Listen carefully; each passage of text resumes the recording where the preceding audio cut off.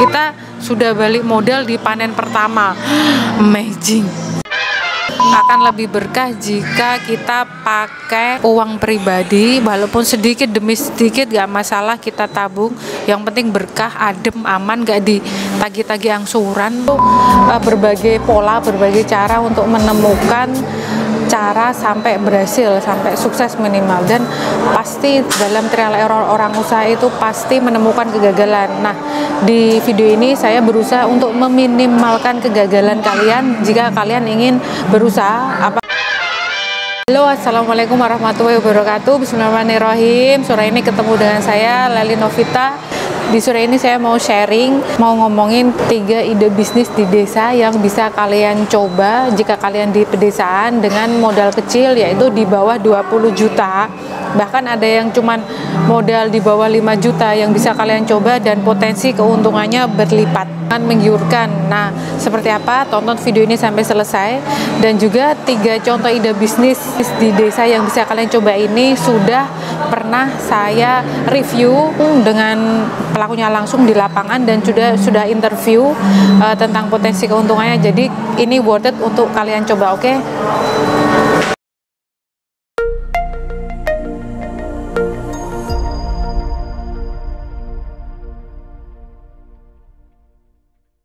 Emang kondisi ikan sehat ya lumayan lah, kisaran ya 30 sampai 50 juta. Kalau kondisi pas panen itu bener-bener sehat ikan.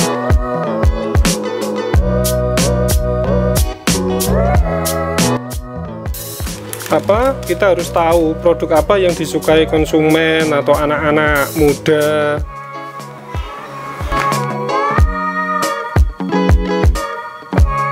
Ya, dari 5 juta itu mungkin kalau ya, dipotong bibit, pakan, sama tenaga nanti pas panen bersih sekitar 2.500.000.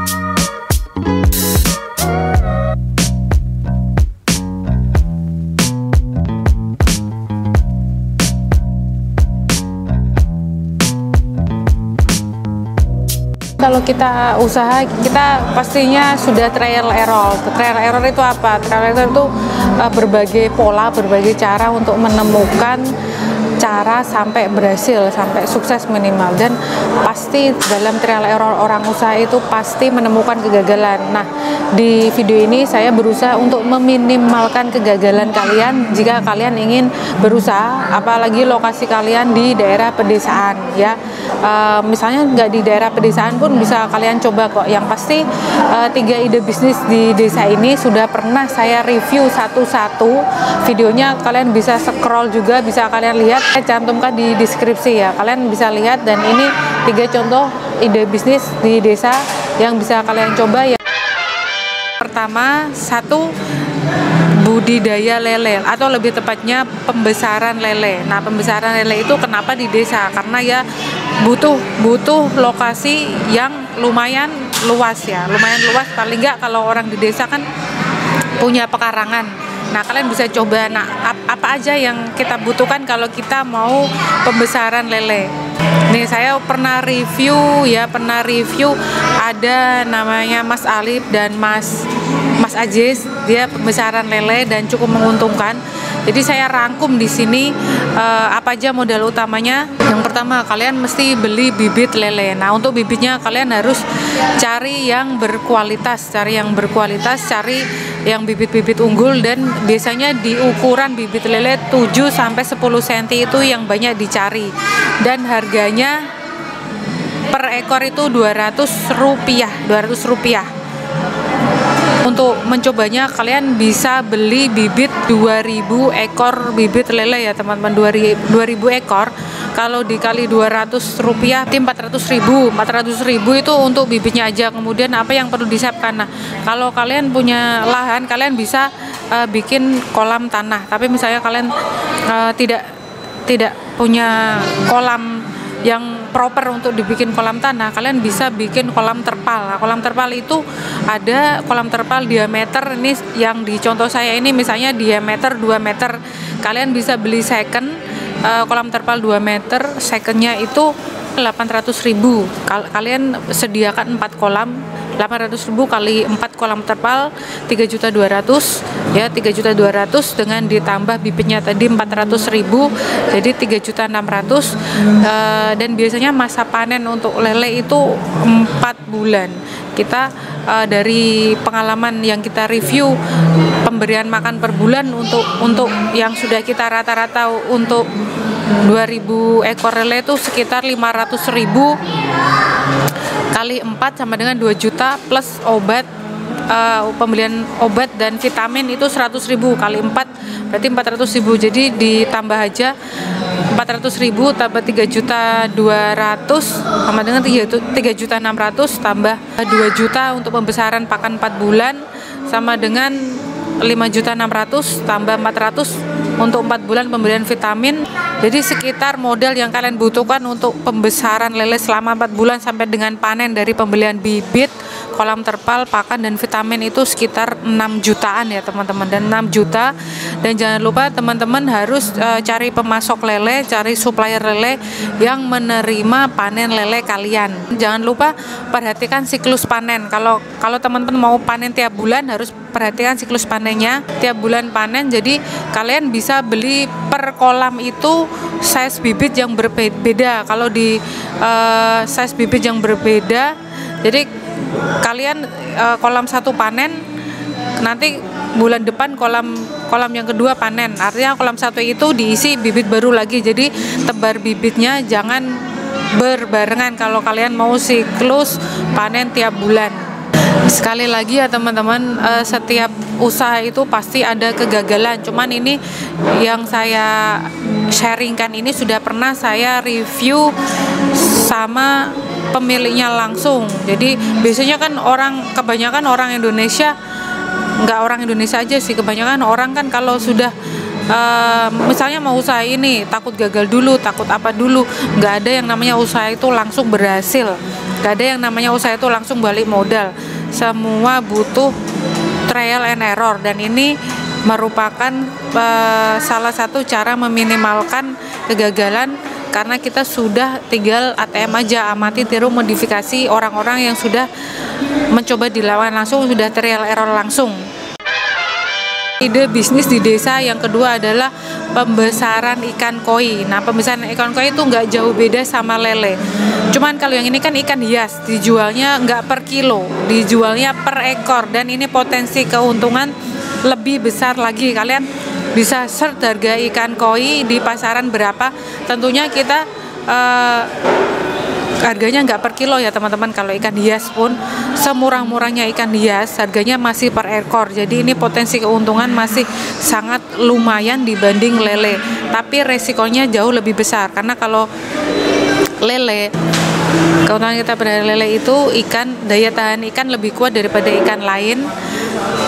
Yang kedua, ikan lele itu adalah ikan konsumsi yang banyak dicari, sedangkan koi adalah ikan hias ya, dan jualnya per ekor, sekali lagi per ekor, dan tentu modalnya jauh di atasnya, bukan jauh sih, di atasnya lele.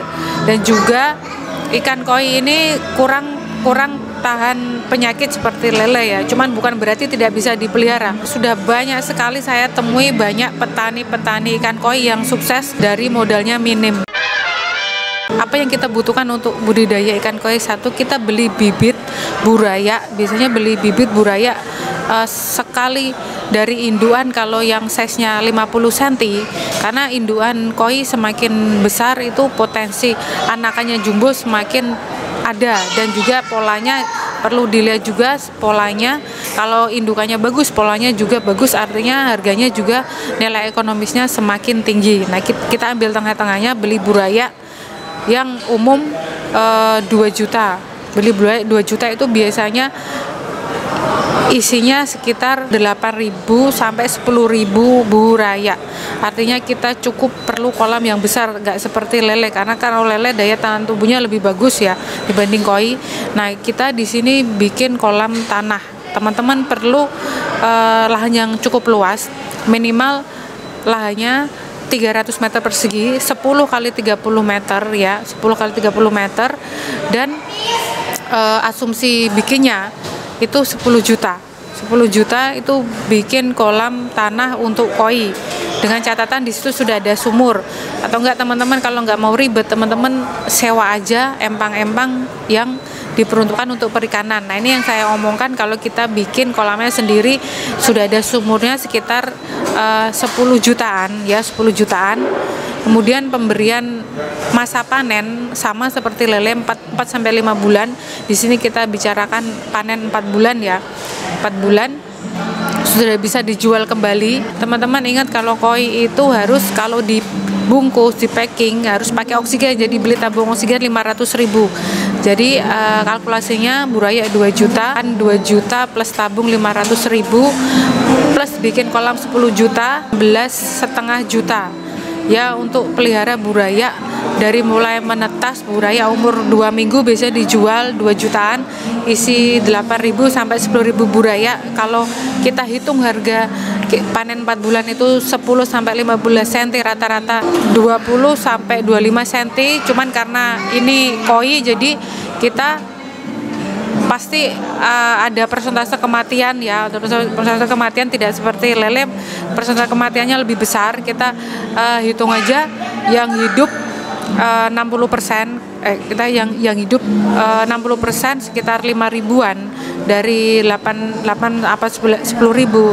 Nah, artinya jika kita kali harga rata-rata ikan koi 15.000, jadi asumsi modal ya, buraya 2 juta, bikin kolam tanah 10 juta, dan teman-teman mesti siapkan kolam terpal minimal 2 dengan diameter yang cukup besar 3 meter. Untuk apa? Untuk menampung koi-koi itu ketika panen, ketika seleksi, plus filtrasi airnya dan pompanya harus mumpuni ya, harus mumpuni. Dan kita asumsi aja kolam terpal 2 plus filtrasi itu 4 juta. Jadi modal yang harus teman-teman siapkan adalah buraya 2 juta, kolam tanah 10 juta, kolam terpal 2 plus filtrasi 4 juta, berarti 16 juta, pakan 2 juta, 18 juta plus oksigen 18,5 juta.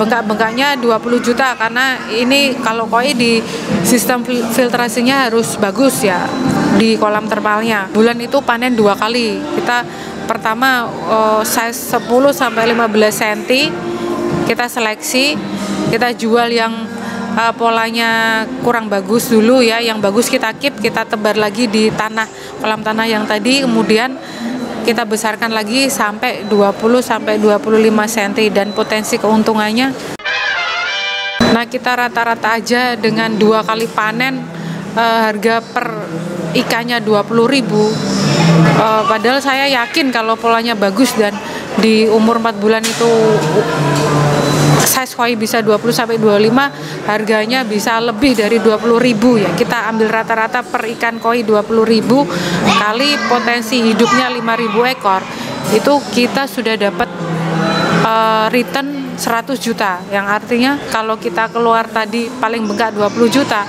kita sudah balik modal di panen pertama. Amazing. Itu kalau koi. Sekali lagi, potensi keuntungannya tinggi tapi resikonya juga tinggi karena ini ikan koi. Nah, nanti saya cantumkan link di deskripsi usaha-usaha ikan koi yang pernah saya review dan saya liput. Ide bisnis di desa yang ketiga adalah ini sangat mudah, bisa dilakukan emak-emak juga, yaitu repacking atau jualan snack, di repack, dikemas ulang, dititipkan di warung-warung.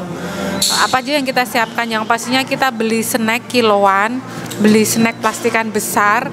Yang kedua, kita sedia plastik karena kita mau repack lagi, kita timbangin lagi, dan beli timbangan dan stiker untuk brand merek kita. Nah, semakin banyak teman-teman titipkan ke warung, artinya teman-teman juga modalnya mesti semakin banyak, dan tentunya potensi keuntungannya juga semakin banyak, karena semakin banyak warung artinya semakin banyak yang kita titipin snack, dan itu modalnya bisa di bawah 5 juta. Kita beli 6 macam snack 3 juta, katakanlah 6 macam snack katakanlah 3,5 juta, kemudian plastik, timbangan, dan sin klep, penutup plastik, dan stiker itu sampai 1,5 juta, artinya modal kita 5 juta. Nah, tinggal kali aja kita mau ambil profit per kemasan berapa, 20% kah, 30% kah, ya. Dan teman-teman pasti pintar-pintar cari warung-warung yang mau dititipin. Artinya